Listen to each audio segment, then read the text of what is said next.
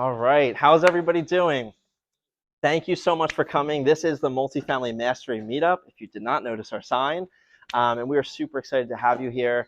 Um, I'm your host, Cole Farrell, and I know most of you, but a really quick backstory on who I am is I started investing when I was 18, 19, had a seller-fi duplex. I started buying more units with family-raised capital, got into management, flips, wholesale, anything you can think of. Ended up getting out of that and got into the syndication world and started raising money and building a portfolio. And so now I'm here with that company and run that and run these meetups, and it's been awesome. We have a bunch of chapters under our name now. We're just expanding to North and South Carolina as well. So a lot of cool things going on. Quick intro, we have special guests tonight, Nate and Joao. They are our partners on a few deals, and especially our North and South Carolina deals. And so I'll let them tell you a little bit about themselves, but Sure, Cole, thank you so much. yeah. Hello, everybody. My name is Nate Pharmer-Eden. Flew in this morning from Wisconsin. Backgrounds in social work, transition into real estate. I would love to tell you all a little bit about it. We'll be here all night. Thank you. I can't do that. So, my name is Joao Macavilca. I started investing about 5-6 years ago. Construction. I'm now a commercial GC in both North and South Carolina. The next 2 months, I'll be getting it in Georgia, and we're just expanding, growing, and this is just the beginning for us. So I'm excited to be here and meet everybody and get to know them. Love it. All right, real quick, before we jump into our interview, we have an awesome sponsor tonight, and Gary is not here in the flesh, but his info is right over there on our table. Gary with GSM Commercial Capital is amazing. He's our guy that we use for financing. He's a national direct lender, DSCR, fix and flip, bridge loans, whatever it may be. He does government agencies, CMBS, the whole nine. Gary has been in finance on Wall Street. He's done over 33 years. And he's raised over $6 billion in real estate. And a lot of us guys use Gary for financing. And so I just say that as a personal note of this isn't just another sponsor, it's somebody that I genuinely recommend. So again, if you have any questions on how to reach him, please let me know. But also his info is on the table with all of his different programs and good stuff there. A couple other quick things before we get rolling. We have food and drink right over here. Please eat and drink all of that. We don't want to take it home. There's a sign-in sheet over at the beginning over there. Please sign in, mostly so we can tell you when the next event is and speakers and all that kind of good stuff. And lastly, our goal here is to help propel you forward. And we are super confident doing that. So come talk to us. Let us see how we can help you. Structure is as follows. We're going to do our guest interview in just a second. We're going to do a quick outro so everybody can get to know each other, and then we're just going to hang out and network. Cool. So tonight, we're going to have an awesome interview with Jake Lord. Jake is a co-founder of Wedgwood Capital Group and has an affiliate property management company. And I'm going to let you give your own bio and the rest of it and tell us how you got here. So. All right. Thanks for having me. Yeah. It's great to meet you guys. Pleasure. Thanks, everybody. As Cole said, my name is Jake. I am co-founder of Wedgwood Capital Group and Ethel Street Property Management. We are a property management company based in the Lehigh Valley. We manage a little over 300 apartments, everything from small multi, 1 to 4 unit apartment buildings, all the way to a 60 unit apartment building that we just took on. Happy to talk a little bit about that. But I guess, should I give the story from the origin, or how should I go about it? I'm a sucker for an origin story, so yeah, let's hear it. Cool. So my partner and I have 2 partners. One main partner that I've been working with since the very end of 2018. We were students at Penn State, mechanical engineering at Penn State. We had, during college, had talked about, partnering together to do some type of business. We didn't know what the hell it was. You're in college, you're excited and inspired to do something. And we had talked about selling tickets to a concert, small things like that. And we kept in touch.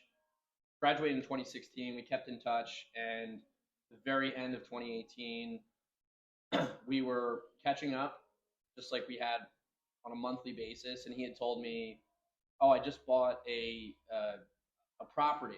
I'm like, "What are you talking about? You just bought a property?" He knew nothing about real estate at the time. I had tried to partner with my brother and my dad. Didn't quite work out. I think just everybody had a lot going on, so we were a bit busy. And he had partnered with his dad. His dad's a successful investor. Anyway, on that phone call, we had decided to partner together and pretty much hit the ground running in the start of 2019. We found our first property after about 10 months of searching. We looked in 3 different markets, Staten Island, North Jersey, and we landed pretty randomly on a market in upstate New York called Binghamton. It's a student housing market. We bought a single family home for $25,000 and put about $15,000 into it. Our dads had both helped put some money in, but mostly out of our own pockets. Got our hands dirty, a lot of painting, a lot of demo, really not really knowing what you're getting into, and you kind of figure it out. And it all started from there. And I guess now we currently own 3 buildings, a 12 unit, a 13 unit, and an 18 unit. These are all very nice buildings here in the Lehigh Valley and some markets of the valley. But it's been a progression through that since, and I'm happy to touch on that, whatever questions you have. Sorry. No, you're good. Love it. Appreciate it. So I want to dial back to the beginning. So you got out of school, you were in engineering for a little bit, and you kind of touched on this, but how did you transition into real estate, and kind of what was that motivating factor of kind of like, I want to really run at this? Sure. So I had always had an interest, I think, going into college and throughout college to get into something entrepreneurial. I had explored a business concept myself. I started something small in college that ended up going nowhere, surprisingly, but had always had that entrepreneurial itch and wasn't really sure where to land it, which business to land it. And I think just exploring different options. Had some interest in real estate. I have family, they're real estate investors. I have a very blue collar family, so a lot of uncles that are of every trade. So had that kind of background to introduce me to the market. And yeah, I mean, as I had said, partner and I had kept in touch, and we decided to jump in.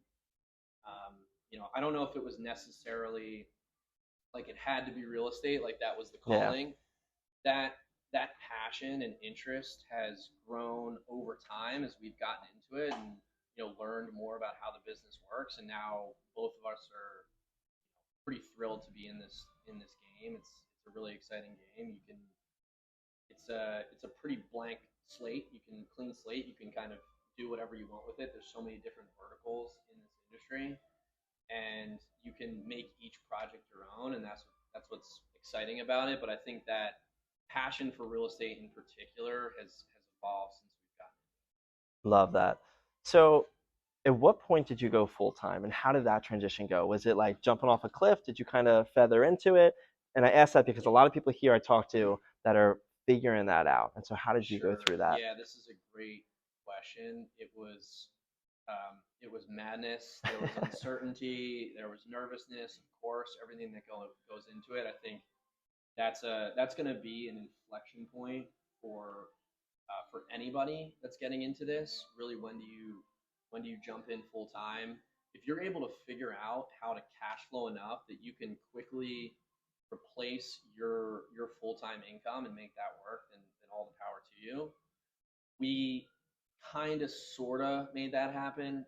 The property management company has been our what we say keeps the lights on, and pays the bills and pays our monthly salary. We're not paying ourselves hand over fist, right? It's keeping the lights on, and that's just about it. But there came a point in our story where the work just was piling on, and it was time to focus on it if we really wanted to step up to that next level.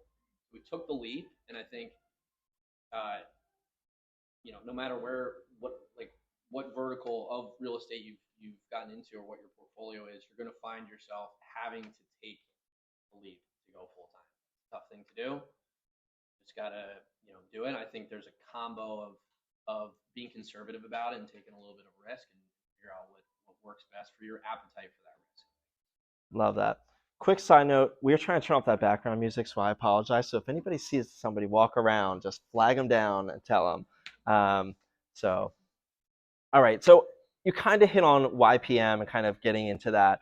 Is there anything more to it? Like, did you learn a lot from that and building the business and going through that process? And do you think you'll continue to expand that, or what's the goal look like?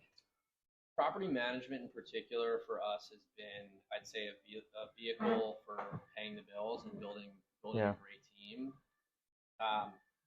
Our original plan was to become a vertically integrated real estate investment firm. I think there's two big um, components of that vertically integrated firm that you bring in house, and you can bring in both or one. And I think, well, definitely one is property management, and the other is construction and contracting. If you're able to figure both of those out, I think you get to a point where you kind of have to do that. But we saw property management as an opportunity. We had hired and fired 5 different property management companies. We invested in North Jersey, in Binghamton, and in the Lehigh Valley. And our experience in property management was god awful. Just lack of diligence, poor communication. The guy doing the books was also taking out the trash, and it was just total chaos at all times. And we saw an opportunity for us to take it on ourselves and then to take on clients that were experiencing those same problems. And do we plan on expanding it? No, we do not. We're pretty closed doors at this point. We just took on a big client, as I mentioned before, a 59-unit apartment building, and they have a few more small multis. That's I think we're just about capping out with third-party clients, and we want to transition over time into only managing our own assets. Obviously, there's financial components built into that, but that's our ultimate goal. I love that. And there's like, to give some more context there, there's just so much value in what you just said. Is like, as you grow and as you scale, if you can bring in construction in-house, you can bring in property management in-house, you can start underwriting and offering more aggressively, because then you can control your costs, right? If you third party everything, your costs are at the will of somebody else. It is what it is. You're fluctuating with market, etc. And so I just want to stand, like, that point is amazing. And Totally. we did that with construction, and it's helped us tremendously. And we've considered it, and we were talking about it. And once we hit the point in the Carolinas, it's just, how do you bring PM in-house and how do you do that? So it's really cool to talk to somebody that's in the process of doing it. Yeah, there's the financial component, as you mentioned. You're able to do projects and take on, operate day to day a little bit skinnier. But I think quality assurance is the biggest thing about having property management in-house. You have complete control over the decisions you make. When you outsource to a property management company, make sure you're hiring the right PM. They have the systems in place. They have the team in place. You trust them, because you can find yourself in a situation where you're neck deep in an issue, and they're the ones handling it, and they're not communicating with you, and you lose complete control, and that can be really dangerous, and it's stressful as hell. So quality assurance is probably the biggest component of that, and it's a differentiating factor for us as we purchase properties and take on new deals and raise money. Is we have that experience and that backstory to tell, that we've dealt with the nitty gritty BS that you deal with as a property management company, and that speaks volumes. I love that. I absolutely love that. Can you talk on the importance of having like a synergistic side or main hustle? So you got into PM and helped kind of run everything, and it's very synergistic. Obviously, it's real estate related. It all flows together. But I know a lot of people have other side hustles or other things that are going that are tough. Like, they don't necessarily align together. And so just for you, could you speak on, like, if it was better, maybe not at all, but whatever it looked like having PM mesh with getting into real estate and just like all being one big animal? As it relates to like having a side hustle? Yeah. Or just, I guess, or transitioning. Yeah. I would say, like, regarding side hustles, how we've looked at it, and listen, there's been plenty of success stories of people that have been able to manage multiple businesses Right. that all are just in different verticals, and maybe only overlap a little bit. And for those people that have done that, God bless them. For us, it's been focus. Everything that we do needs to coincide with what we've done before and what our ultimate goal is. Does that answer your question? Yeah, it does. I just feel like there's a lot of businesses that work together and the skills combine the same. And I just feel like the importance of having things that mesh compared to things that don't is very important. A lot of people don't look at that if they're going to go start something or do something. Like, you want to have something that really flows well together. Totally. Yeah, especially as you start, you need to be focused. You lose focus, and you're competing against other people that are focusing. Mm. It's tough to compete these days in any business, and you really get the edge by knowing your craft well.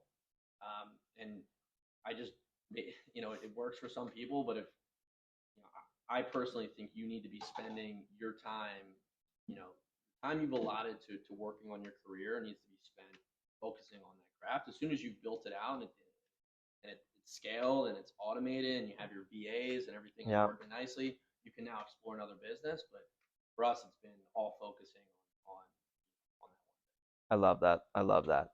I want to talk about partnerships. I know you have partners.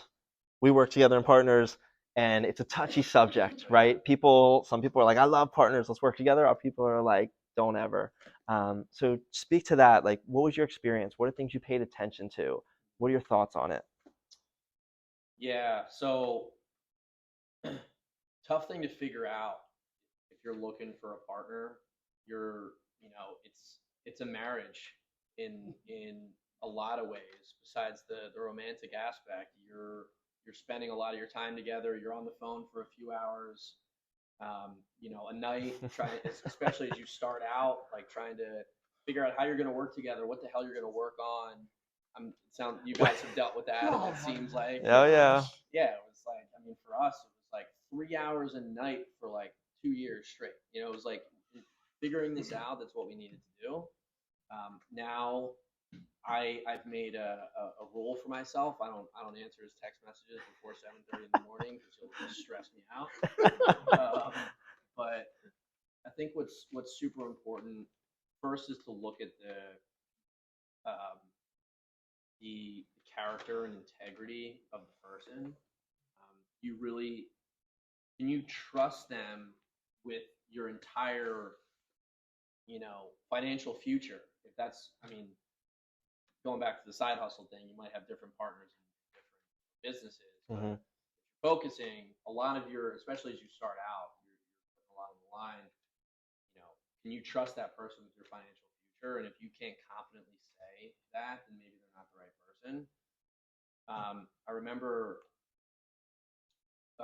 one ride home from Binghamton. We both lived in New York City when we first started out. I was in Brooklyn. He was in Tribeca, and we would. I would wake up at like 2:45 in the morning. I remember going out to my car. Car's parked next to a bar. Everybody's in the middle of the night. I'm getting in the car to start a full weekend of 24 hours of scraping paint and dealing with problems we didn't even know what the hell we were getting into. I'd pick him up. We'd drive 3.5 hours up to Binghamton and be working on the house before the sun started. And we were butting heads a little bit about who was doing what. And we had a conversation on that ride back where we decided, like, we found ourselves both hustling hard and making 1 + 1 = 1.5. We were overlapping and doing the same things, and it was counterproductive, and we were frustrating each other. What we decided was, here's how we need to split the business. One person focuses on the renovation, the operation, everything going on with the house and inside the house or the apartment or the building or whatever, and everything regarding financial, debt, raising equity, insurance, right? There's a whole bucket of things that Jason does. Let's establish our verticals and figure out a way to make 1 + 1 = 3, and not 1.5. And I think once you figure that out, it unlocks the next level of performance. We brought in, so one thing that we were missing missing a lot of things, but one thing that we were missing was accounting know-how, and the micro financial components of a business, and that's where our third partner came in, which is Josh. He's our head of finance. He's a CPA, has experience dealing with mergers and acquisitions in his full-time job. Jason and I are full-time. Josh is still part-time. But I will say, I do want to take an opportunity. We've worked a lot with Ryan Murray. He's been a huge part of our team. So day-to-day maintenance operation with the property management company. He runs a team of seven, a team of 7. And I mean, we met Ryan through Facebook in 2020 when we first started investing in the Valley, and we've been working together ever since. Definitely consider him a fourth partner in this business. And the key, again, I know I've touched on it, but everybody has their vertical and responsibility in what they're doing. And especially if you have like type A, attention to detail, right? Like type of people, you're gonna find yourself butting heads doing the same thing. So establish roles and responsibilities and leverage that to exponentially produce.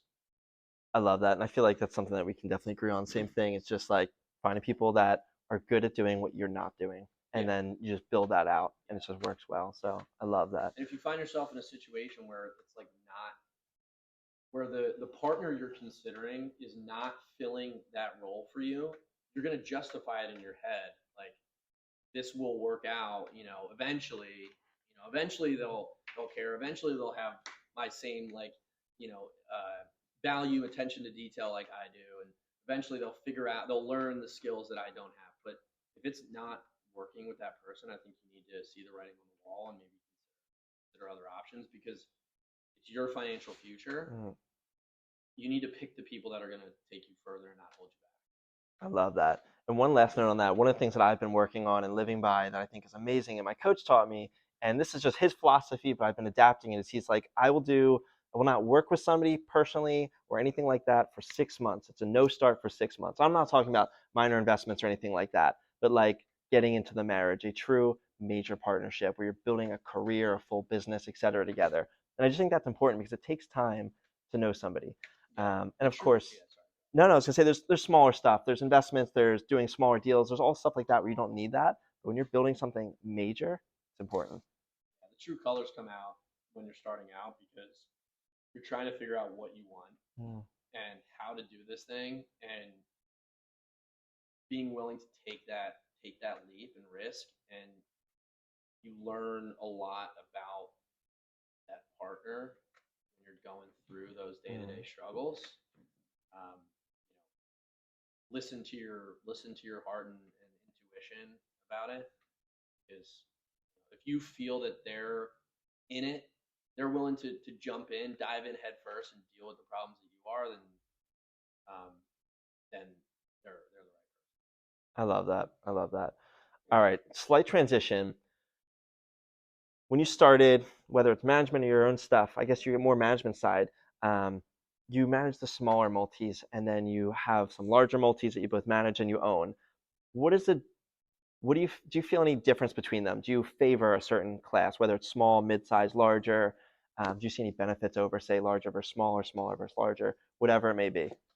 Yeah, definitely. So I do want to caveat my stance on this, because we cut our teeth in property management. You kind of have to, on like Class C small multifamily. For us, it was focused in the Lehigh Valley, so we took on a decently sized portfolio in Easton, and another one, and it was a lot of crap. Pardon my French.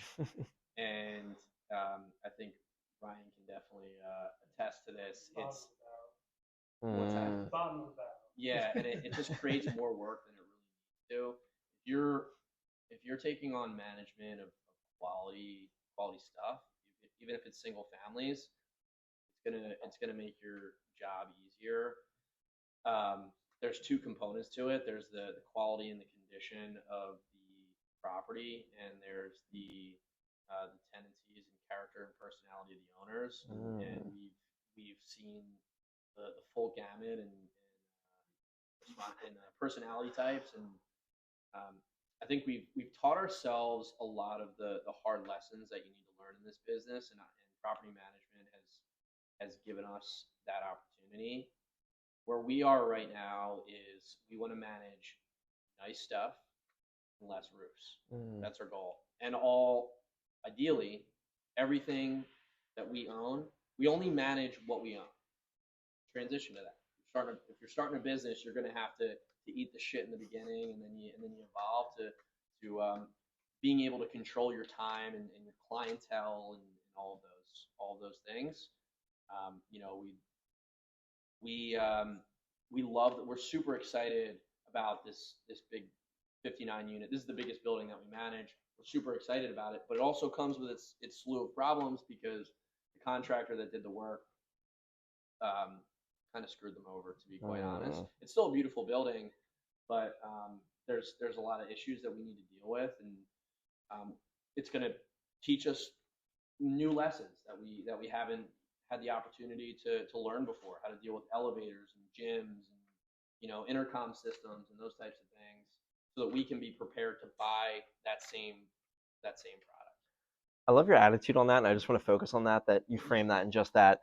What are we going to learn? How are we going to grow from this, et cetera? And that's just so important, whether you're growing a business or portfolio or whatever it is. You just have that, like, we'll figure it out. And I love that. You have to. If you don't have that, we're going to figure it out mindset, don't even bother.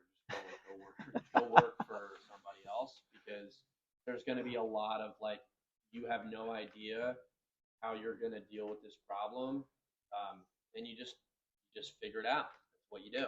It's just entrepreneurship is just problem solving, blind problem solving, until you slowly but surely gain that wisdom and know-how, and then eventually you become. I love that. It's funny. I was listening to a podcast the other day, and I heard something that was just so simple and so profound. And the guy was talking about problems in business, and he was like, if you're getting angry at all these problems that you're having in business, you need to realize that is why you're in business, because of the problems. So you need to be excited for those, and that's you need to embrace it. Exactly. Embrace the process. Embrace the suck. I don't know if you guys have heard that. Love it. Saying before. That's entrepreneurship. So good. All right, last question before we kind of wrap into our final section is, you just closed some properties. So tell us about them. What are they? What do they look like? How'd you find it? Give us the story. Sure. Yeah. So finding deals, as I'm sure everybody in this room is trying to do. Who's looking for deals? Raise your hand. Yeah, just about every single person. Excellent. Finding deals is a bitch and a half. At first, you don't really know exactly how you're going to do it, and then you figure out your process, and it's still difficult at that point. I think one differentiating factor we have is we go a mile deep in this market. We focus on this market, and we network with the people that have the deals, and it's given us an opportunity to buy things that nobody else knew about. I think we're just now starting to experience that, but it was a journey to get there. We've done every single form of outreach that you could possibly imagine. We've knocked on doors. I had some jackass from Staten Island rip up my business card in front of my face. Wow. Called thousands of people, text messages, mailers, everything you could possibly imagine, and just to find something, right, to get started. And you gotta find your niche and double down on that. The properties that we own, we've serendipitously stumbled upon a niche that we have, buying redeveloped schoolhouses. This was not intentional in the least, but it's become that. So we're kind of taking on that persona.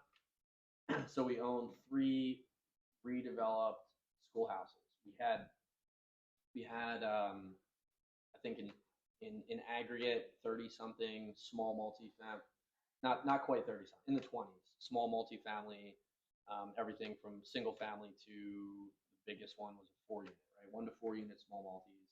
Most of this stuff was in the Lehigh Valley, and we sold all that off and vowed to ourselves we're going to buy nice stuff in nice areas, only that, stick to that criteria, and now we're finally following our criteria that we build. Less roofs, nice area, nice buildings. That's awesome. Well, congrats on those. That's huge. Thanks. All right, so last segment, if you will, we call it the Fast Five. 5 questions we ask every guest. What separates the top performing real estate investors from the rest of the crowd? I think I already touched on it, but partnerships is a huge value add. I think it's just tenacity, your willingness to pull yourself through the crap and find yourself on the other end. Diligence is super important. Know your craft, know your numbers. Be sharp with your numbers. Don't find yourself investing in something that you have no idea about. At the same time, on the other side of it, you can find yourself in a state of analysis paralysis. So you need to find that balance between diligence and your specific criteria you're looking for, and just taking that leap. So good. Beautiful. What's a daily habit that's contributed to your success? Daily habit.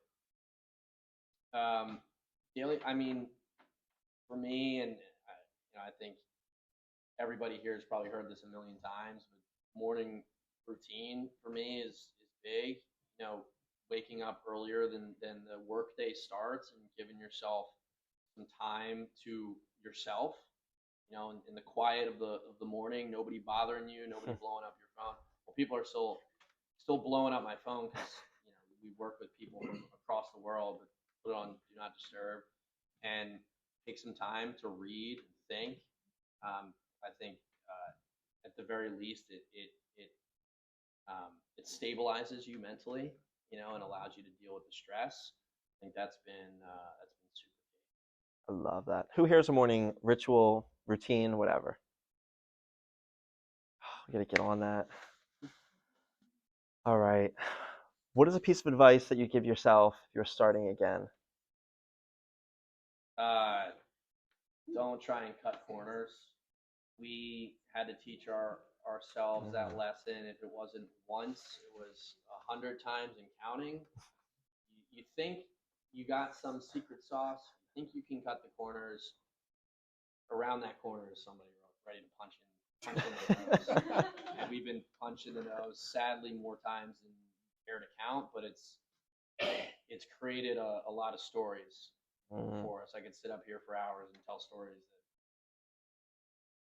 people will be like, "Why the hell did you do that?" It's been fun. It's been miserable and stressful, but it's been fun, and it's got us here. So don't cut any corners. Do it the right way. Work with the right people. You can't do it otherwise, unless you want to teach yourself the hard lesson. But most people in this room probably will, but you don't know until you're on the other side, older and wiser. What's your favorite real estate and or business book? Favorite business book? I favor biographies and autobiographies in particular. Just the opportunity to get inside the mind of people that have created amazing brands in the amazing world. My favorite autobiography is Shoe Dog by Phil Knight. If you haven't read it, if you don't read a ton, I think it's a good entry into reading, because it's an exciting story, and he really touches on, like, the end of the book is him finally being successful. I feel like just as you go through that learning process, before you even know what you're going to get into, you listen to podcasts, you read books, and I feel like the story was like they fast forward through the struggle, and then all of a sudden they're just successful. It's like, what happened? This is what we want to hear about at the beginning. Shoe Dog does a great job of that. Rich Dad Poor Dad, and every real estate related, you know, podcast or whatever will talk about that. I think it outlines the basics. Mhm. I mean, I have a big list, but I'd say probably Shoe Dogs. Love that. Love that. All right, last question for you tonight. What is the biggest non-monetary benefit that you've gotten from real estate investing? favorite part of owning and operating a business is, for me, is managing. I've had the great pleasure of assembling a team of great people who value their work, who care about others, and that help us along our mission, and we help them along theirs. Absolutely love being involved in even the BS that we have to deal with as a team on a daily basis, to know that we're all working together on it. And I'm managing that team of people has been super fulfilling, and has taught a lot of lessons, patience. You know, as a manager, you have two ears, and maybe you have a mouth every once in a while, but it's a lot of therapy and listening, and then learning from what they're telling you, and allowing them to tell you the problem so that you can go and figure them out with them and not tell them what to do. You know, so I think managing is probably it's probably been one of the most fulfilling aspects. Love that. Well, thank you for being here. From how you got into this, the challenges that you went through, the lessons learned, you just gave us so much good info. So thank you so much, and I want to give you a round of applause. So, all right, last thing, before we go to networking, we're going to do a quick outro. So we're going to ask you questions, and if you're that person, raise your hand, and it's to help you connect with other people and network. So who here's a full-time investor? Very cool. Syndicator? Very cool. Own a rental property? Awesome. Who has more than 20 units? Cool. Property management? Very cool. Insurance? No insurance tonight. Lenders? Lenders? Okay. Any real estate agents, brokers? Awesome. Who's buying a deal? Looking for deals? Selling deals? That's funny.